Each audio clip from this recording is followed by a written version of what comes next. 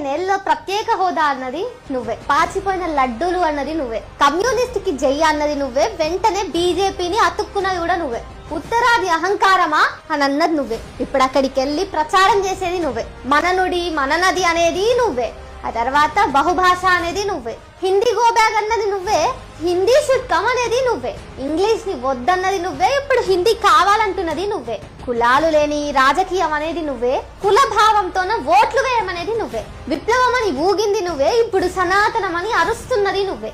ఇలా ఒకటా రెండా ఎన్ని చెప్పమంటావు? నీ మాటలు ఇష్టానుసారం, నీ చేతలు ఇష్టానుసారం, నీ స్వార్థం కోసమో పెన్ డ్రైవ్ కోసమో నువ్వు లొంగిపోయావు. మన రాష్ట్రానికి అనుకున్నా, ఇప్పుడు ఇతర రాష్ట్రాలకి ప్రమాదకారిగా మారావు.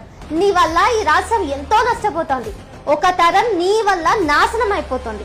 నువ్వు ఈ సమాజానికి ఎంత చీడ పురుగో మేధావి వర్గం ఆందోళన చెందుతోంది.